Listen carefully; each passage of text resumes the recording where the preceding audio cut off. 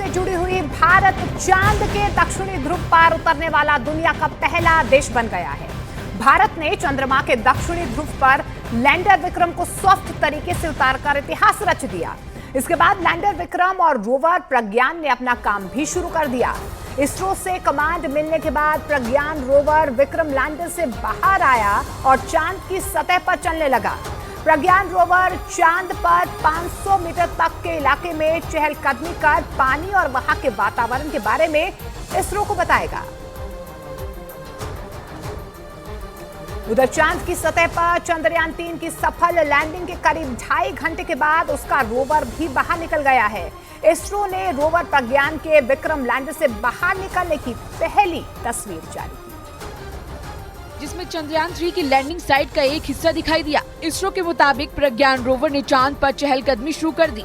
6 पहियों वाला ये रोवर अगले 14 दिनों तक विक्रम लैंडर के आधा किलोमीटर के दायरे में घूमता रहेगा और जानकारियां इकट्ठा करेगा। प्रज्ञान चांद पर सिर्फ पानी ही नहीं बल्कि दक्षिणी ध्रुव से जुड़े इस रहस्यों से भी पर्दा उठाने की कोशिश करेगा। इसरो के वैज्ञानिक लगातार विक्रम लैंडर और प्रज्ञान रोवर के संपर्क में हैं। 3 के लैंडर विक्रम ने चांद के दक्षिणी ध्रुव पर कदम रखकर इतिहास रच दिया। लैंडर विक्रम के चांद पर उतरने के साथ ही भारत चंद्रमा के दक्षिणी ध्रुव पर लैंड करने वाला दुनिया का पहला देश बन गया। और इस कामयाबी के बाद पूरी दुनिया में भारत का डंका बजने लगा।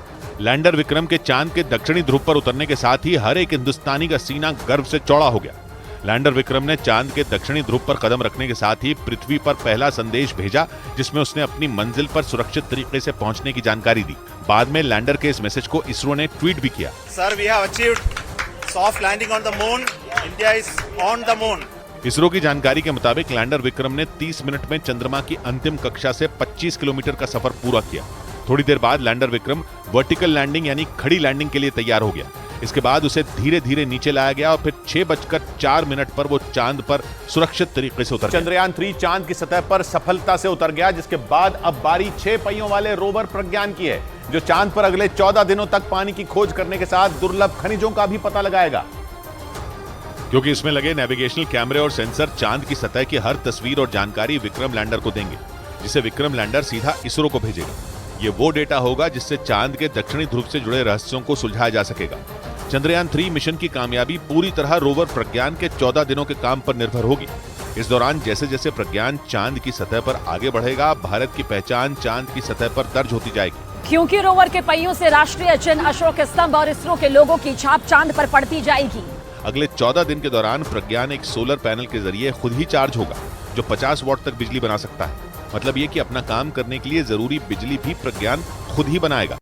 यही नहीं, रोवर प्रज्ञान चंद्रमा के उन रहस्यों से भी पर्दा उठाएगा जिनसे दुनिया अब तक अनजान रही, क्योंकि भारत के चंद्रयान 3 का रोवर चांद के उस हिस्से में पहुंच गया जहां दुनिया का कोई भी देश नहीं पहुंच सका। चांद की सतह की मिट्टी का सैंपल लेने, बर्फ का पता लगाने, वहां के मौसम का हाल जानने में रोवर प्रज्ञान पूरी तरह सक्षम बताया गया।